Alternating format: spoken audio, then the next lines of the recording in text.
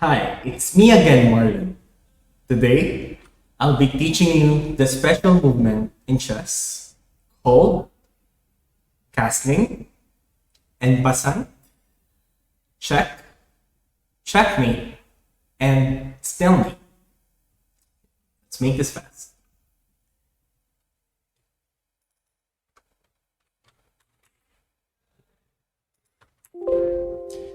So, castling is moving the king 2 squares to the right or to the left. And then the rook will transfer into the other side. So something like this. King will move 1, 2, and then the rook will transfer on F1. So again, it's 1, 2, it's move of the king going there in G1, and then the rook transfers.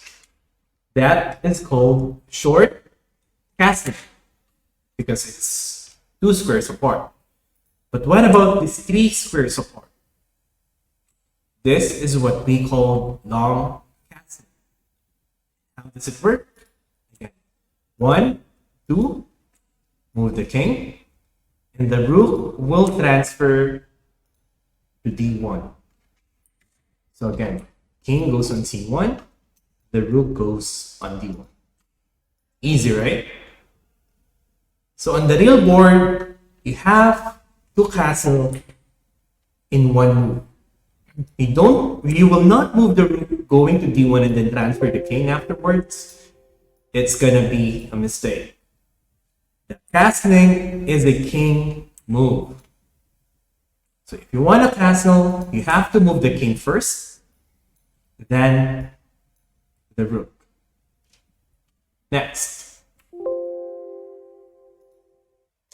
So what if there is an attacker to the square you want to castle? For example, this knight is attacking the square in F1. Can we castle? The answer is no, because you see, the engine is not allowing me to move it.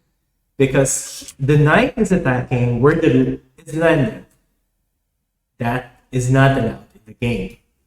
But what about in this side? Can we do long castling? The knight is attacking the B1 square. But does the B1 square has something to do with castling? The answer is no. You can still castle. So the provisions in castling is, first, the square shouldn't be under attack. Next, either king or the rook, of this rook on E1, is not yet moved. Again, the king and the rooks or the rook shouldn't be moved. So, if you want to go here, make sure that there is no attacker or the rook or your king is not yet moved. Otherwise, it's going to be an illegal move. Another one. Again, there is a bishop here, and the bishop is attacking the G1 square. As I said, you cannot castle because the square you're going to be castling is under attack by the bishop. So you have 2 options. You can capture the bishop or you could just move away. Wait, in our previous example, I could just capture the knight, right? Yep. You didn't mention Marlon. Very good. Next. Now, so white can happily ever castle. King is not moved, rook is not moved, rook is not moved. So if you want to go long castling, fine. If you want to go short castling, even fine.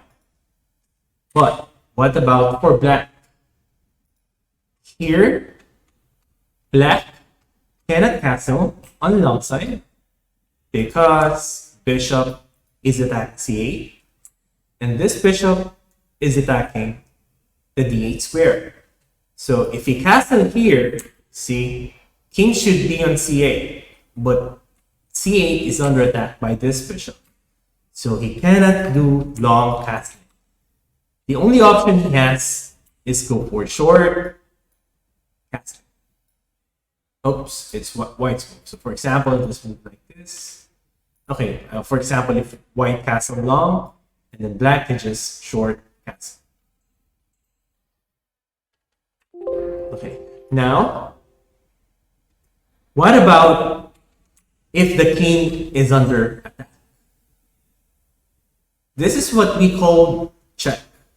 I didn't mention this in our provisions earlier because I don't want to complicate things. When the king is under attack, can you just castle? The answer is no. You cannot.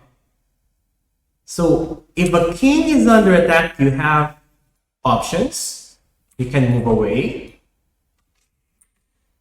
here, or even move away by a king e2.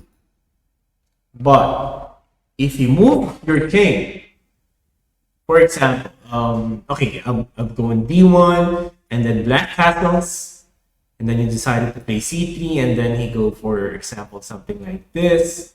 And then you move your king back on e1, and then you move, for example, the bishop here on b6. Can you castle? Or even long castle? No, because you move your king already.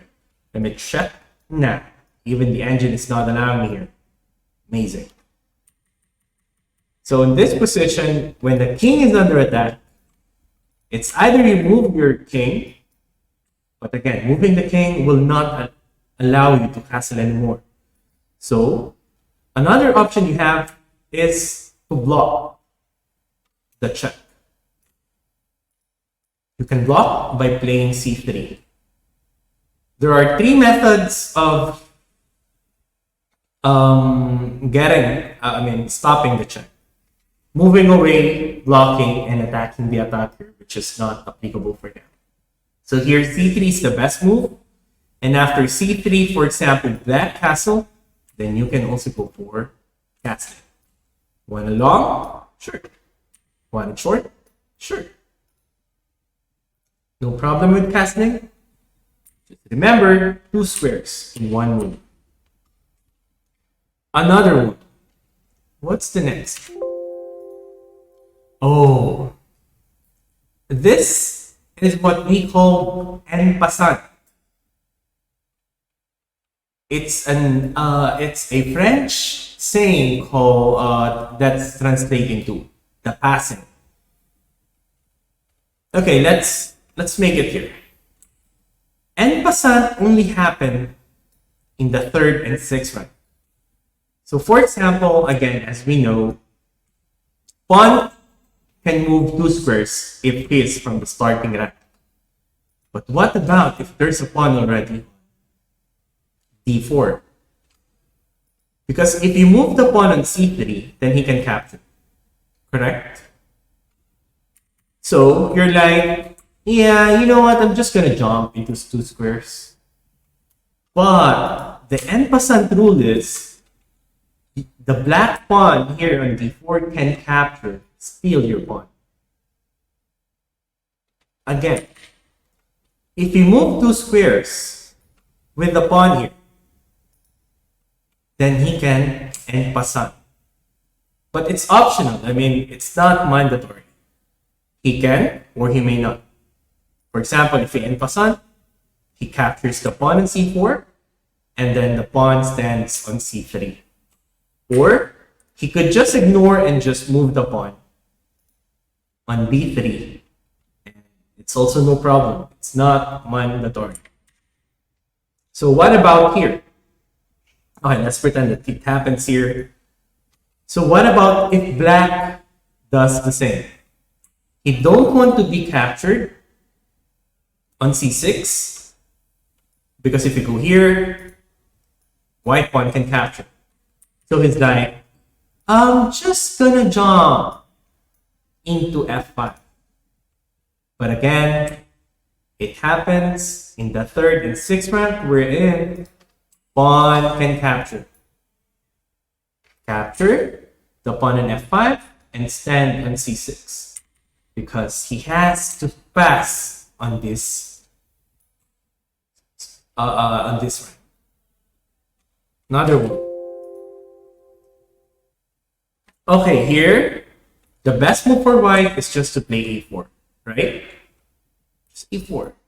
But what if you move d4? Can he do en passant? Yes. He can capture the d pawn, and then pawn goes on d3. Because the normal move is d3, then pawn capture. If you go d4, and again he can capture. Now, what about if you move the pawn on g4 instead? My student asked me, who should capture if you want to do en passant here? Is this the f pawn or the h pawn? Here, either of them can capture the pawn, but only one should capture. So, if you want to capture using f pawn, again, process is capture and then go on g3. If you want, after g4, each captures g3 or g pawn. It's fine. Got it?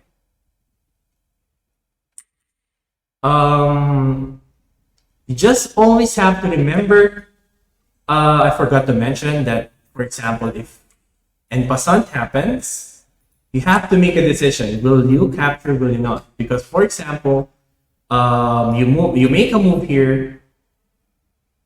Yep. For example, you move a pawn on h3, and then he played a4, and then suddenly you remember, oh yeah, I can do en passant. No, you cannot do it anymore. You cannot do it anymore like this. So en passant only happens once the pawn has been executed to move on g4. You have to make a decision. En passant, yes or no? If we ignore and then he played a4, then you cannot play en passant. Clear? Okay, now let's go with checkmate. Checkmate ends the game. This is the general objective of the game. If you checkmate, that's it. Finish. So for example here, who can attack the king? It's the rook. If you put the rook on f1, so now the rook is attacking the first rank, where the king is at, and the king can go anywhere. He can't go here because it's a check. He can't go here because of the rook, and can't go on c1 because of the rook again, so checkmate. And it ends the game 1-0. Another one. So you have two ways of checkmating the king here. If you want, you can play rook a8, and rook on a8 is a check, and the king can't go anywhere. See, the seventh rank is being guarded by this rook on h7, and rook on h8 is attacking. King can't go anywhere. Next. Now, familiar, I mean, this position looks very familiar, but is this a checkmate? The king can't move anywhere, but he has a piece there. So he can block the check using the rook on e7 goes to e1, and now it's no longer a check. So if he captures and king captures, and the game is drawn. Another one. So as I said earlier, if a king or if the king is under attack, either move away, block, or attack the attacker. And on this position, black to move, This rook on h4 is attacking black's king, and the king can't go anywhere. There's no one to block. What's left is the attacker. So rook on a4 can capture the rook on h4. So black now is winning. Can you spot how will white should end the game here?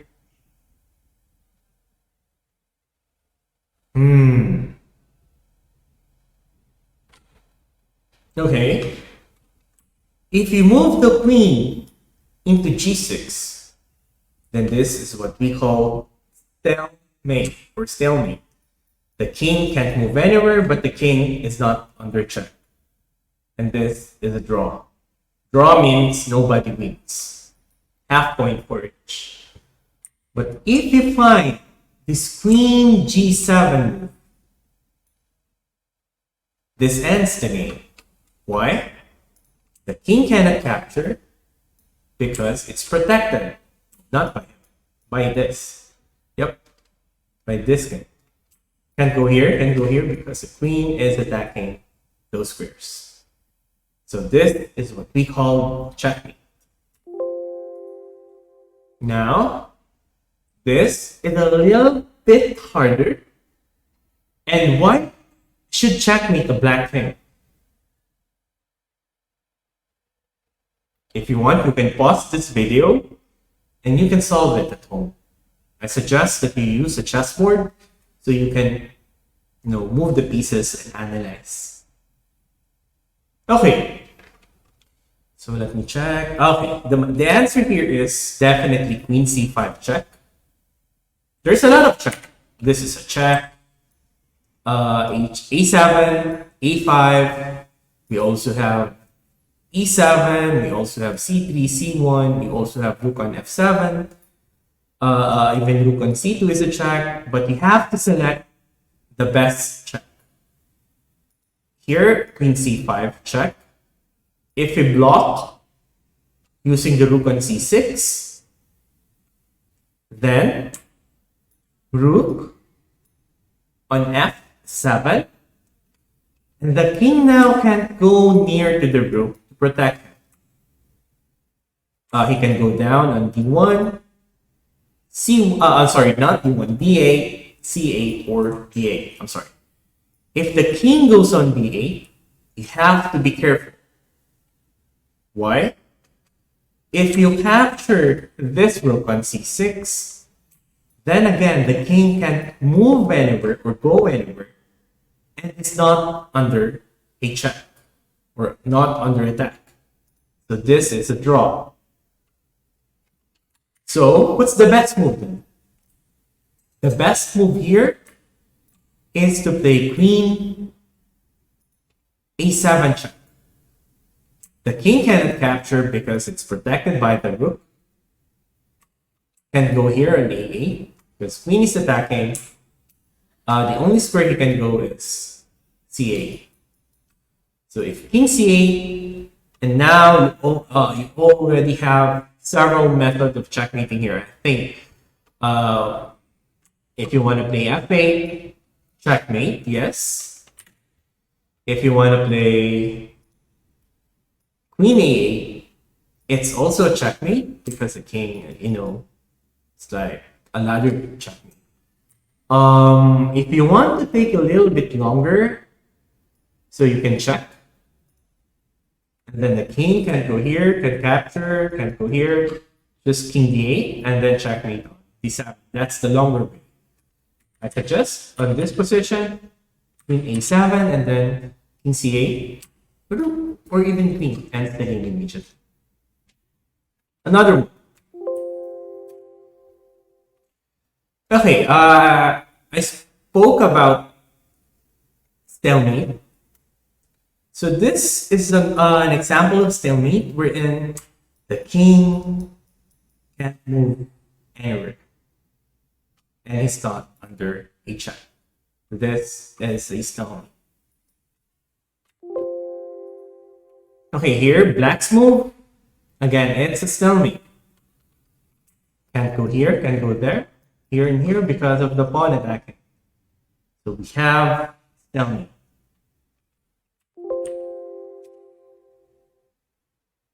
Now, what if king has a pawn, but the pawn is blocked and can't move because there's a pawn in a6? So this pawn has no legal move, as we call it, because it's blocked. And the king can't move anywhere as well, because the knight is attacking h7 and attacking h5. And this rook is attacking the g file. So it means the king can step there. This is a stalemate. What about this? Again, the king can't move anywhere, but he has an extra pawn. And the pawn is not blocked.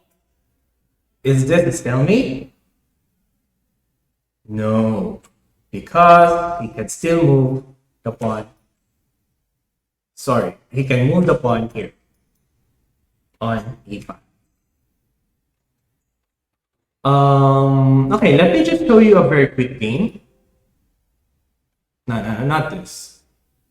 It's, wait, is this stalemate? No, it's not a stalemate. Yeah, why? The king can't move anywhere, right? But he has an extra move of the pawn. So I'm just gonna move the king here. Now it's black's turn. Can't move, but he can move this. And now, if you don't want your opponent, for example, if you're white, and your opponent is trying to save himself by putting him into a stalemate position, then definitely you have to stop him. So the king has space to go for it, like this, like this. You can just checkmate later on. Okay, now, there is one rare game that happens in 1993. Let me show you. So d4, e5, and I believe they are beginners. They don't want to capture because they felt like capturing is boring. So queen h4, and then he moved the rook here, and black didn't capture the rook. He just played c5, and then rook goes on g3. F4 by black. Then white played f3. Bishop on b3 is like, come on, capture me. And white's like, I'm not in the mood to capture, I'm just gonna decline. Push the pawn on d5. Bishop went to a5. c4. And after the movement of black here in e3, watch. There is no legal move for white. He can't move this rook because it's being pinned. That's going to be something we'll discuss later. Pinned. The bishop is also pinning this knight.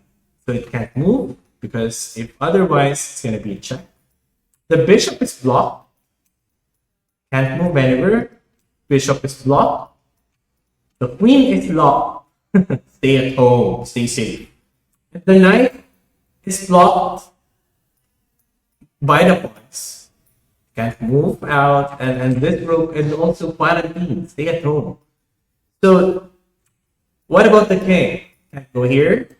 Sorry, make this red. Can't go on f2 and can't go on d1 because of the bishop and because of the pawn. Amazing. It's a draw because white has no move left. Still. So that's it, guys. If you want further more explanation or you have any questions, my WhatsApp is here.